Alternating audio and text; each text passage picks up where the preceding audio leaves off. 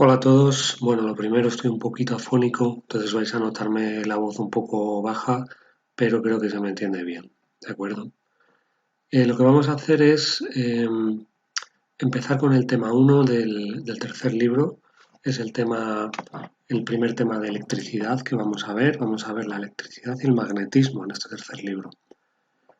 Para estos temas vamos a apoyarnos con una serie de explicaciones, una serie de clases grabadas, si queréis llamar, para que podáis entender mejor las cosas.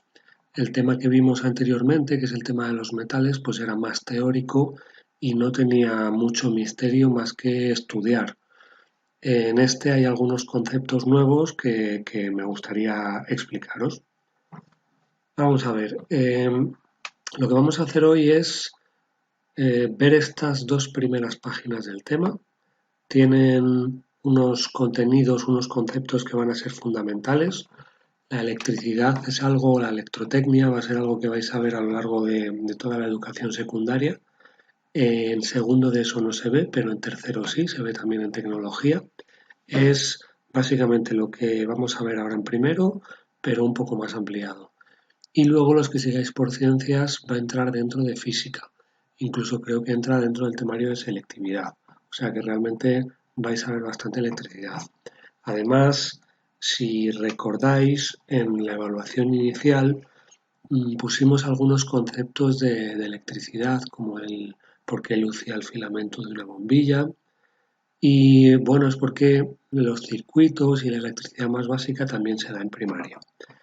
Vale, pues vamos a comenzar en estas dos páginas. Y lo primero que quiero que veamos es, segundo, el concepto de electricidad, ¿vale? Vamos a ver, aquí vemos que tenemos escrita la palabra átomo. ¿Qué es un átomo? Pues como sabéis es la parte más pequeña de la materia. Es la parte más pequeña que conocéis de la materia. Toda la materia está formada por unas unidades que se llaman átomos. Os sonará su estructura, el dibujo de su estructura. Aquí lo podéis ver. En clase la gente siempre comenta que le suena mucho a la serie Big Bang Theory, la comedia Big Bang Theory, que veis que juegan con el punto como si fuera el núcleo de un átomo y con los electrones. Y luego también la gente le suena mucho a los Simpson, a los isótopos, a la central nuclear de Springfield. Y el equipo de béisbol creo que se llama los isótopos, su símbolo es un átomo. Vale, pues vamos a explicar la estructura del átomo. Como veis, el átomo está formado por diferentes partículas. Aquí están de diferentes colores, están estas grises, estas azules y estas rojas. Aquí tenemos agrupadas dos de esas partículas. Esta parte del átomo se llama el núcleo, ¿de acuerdo? Y la otra partícula o las otras partículas están girando alrededor del núcleo, describiendo una órbita, ¿vale? Realmente formarían una nube, pero se representa normalmente esquemáticamente como una órbita. En el núcleo hemos visto que hay dos tipos de partículas. Aquí vemos que el azul son los neutrones. Los neutrones son unas partículas del átomo que no tienen carga eléctrica, ¿vale? No tienen ni carga positiva ni carga negativa. Es parte de lo que los distingue, la carga eléctrica de esas partículas.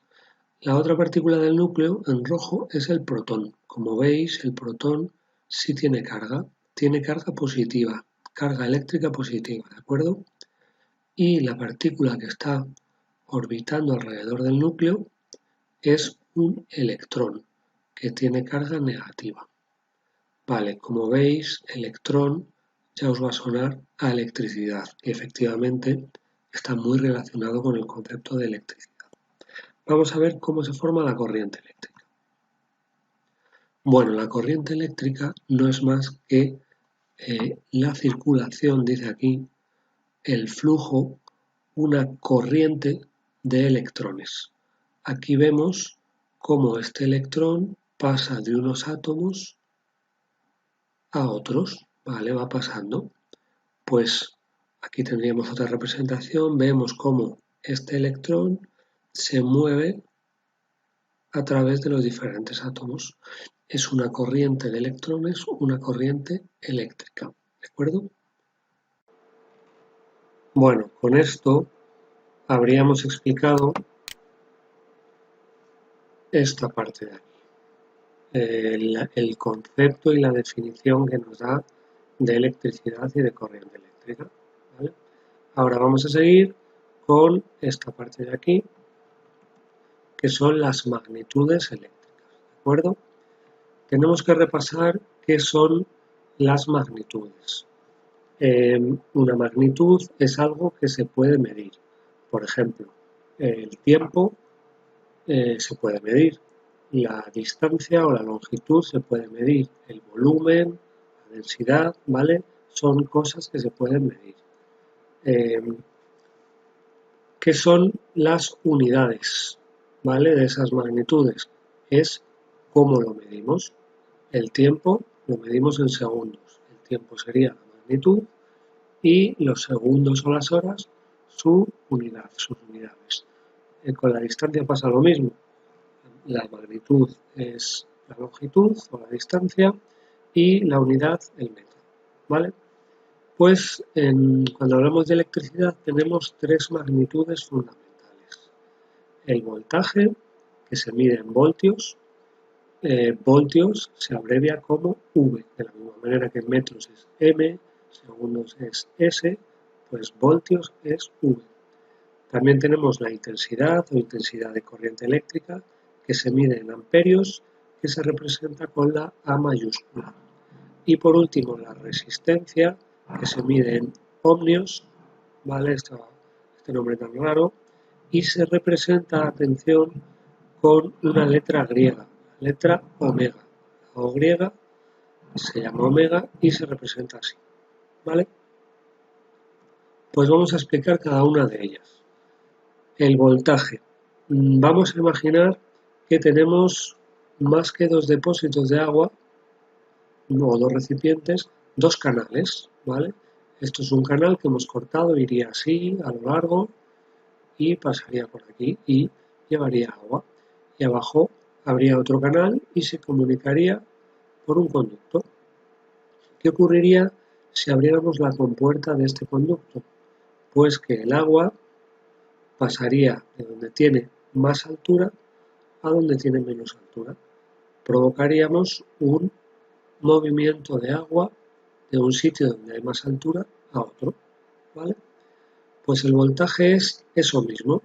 En vez de ser la altura que tiene el agua, es la energía que tienen las cargas de una corriente eléctrica. Hay momentos o hay cargas que tienen más energía que otras y eso provoca esa diferencia de energía, esa diferencia de voltaje o también llamada diferencia de potencial, hace que se produzca la corriente eléctrica, que se produzca el movimiento de electrones. El voltaje, entonces, es la energía de las cargas eléctricas. ¿De acuerdo? Vamos a ver ahora lo que es la intensidad o la intensidad de corriente eléctrica. Aquí tenemos un río, ¿vale? Ese río está fluyendo, vamos a imaginar que va en esa dirección. Vale, ¿cómo mediríamos la intensidad de esa corriente de agua? Pues se mide con los litros que pasan en un determinado momento, con el caudal, con los litros de agua, con la cantidad de agua que pasa. Pues con la corriente eléctrica ocurre exactamente lo mismo. La intensidad de corriente eléctrica es la cantidad de cargas que pasan o que tiene una corriente eléctrica, ¿vale? ¿Entendido? Vale, y por último vamos a ver la resistencia. El concepto es muy sencillo, la resistencia eléctrica es algo que se opone al paso de corriente eléctrica, es un elemento que hace que le cuesta más a la electricidad fluir por él y el ejemplo típico sería la bombilla. ¿Por qué nos interesa que haya resistencias eléctricas? Porque aquí vemos cómo va la electricidad, entra en la bombilla y al llegar al filamento, que es una resistencia, le cuesta más pasar y al costarle más pasar lo que hace es poner al rojo ese filamento y ese filamento al rojo combinado con otras cosas hace que la bombilla luzca, ¿de acuerdo? Muchos aparatos eléctricos funcionan a base de resistencia. Los calefactores, por ejemplo. Hay calefactores eléctricos que los enchufas y lo que hacen es poner al rojo una resistencia eléctrica, ¿vale? Ese, al ponerlo al rojo, emite calor. Entonces, las resistencias eléctricas son siempre elementos de este tipo. De hecho, uno de los símbolos de la resistencia eléctrica, vamos a ver, que es una especie de espiral que se basa en el filamento de la bombilla, ¿vale? Bueno, con esto habríamos explicado la parte que hemos indicado antes, ese cuadro donde nos vienen las magnitudes eléctricas, y ahora podríamos pasar a explicar lo que es un circuito y sus componentes. Un circuito eléctrico pues no es más que una corriente de electrones, pero que tienen un recorrido cerrado. Aquí vemos un circuito real, ¿de acuerdo? Que tenemos una pila, un cable eléctrico, un conductor, esto sería un interruptor, ¿vale?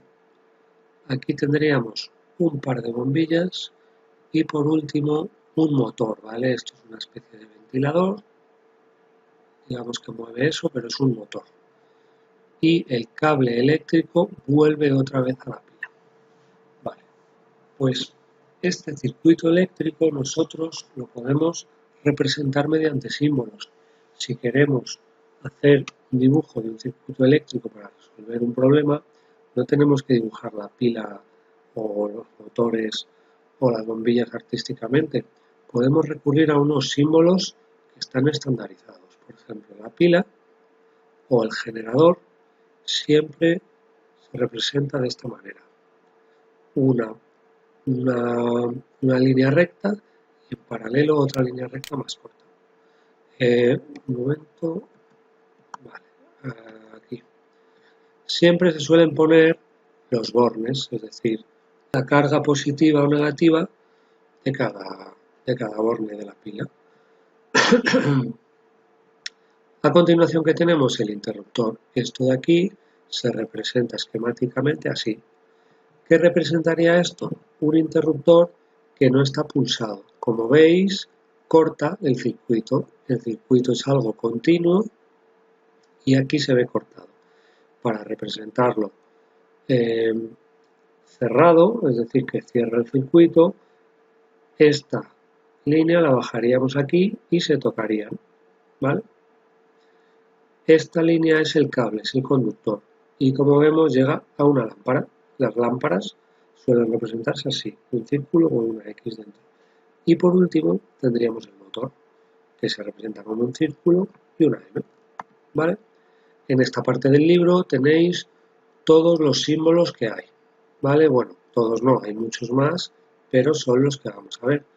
Y de hecho estudiaremos uno a uno todos estos elementos, ¿vale? El primer símbolo que tenemos, los generadores, como veis, son pilas, baterías, dinamos, es decir, elementos que generan la energía eléctrica en un circuito. Después tenemos cables, ¿vale? Como veis se diferencian, muchas veces los diferencia por el material. A continuación tenemos receptores, que es el elemento que recibe la energía eléctrica para hacer algo con él.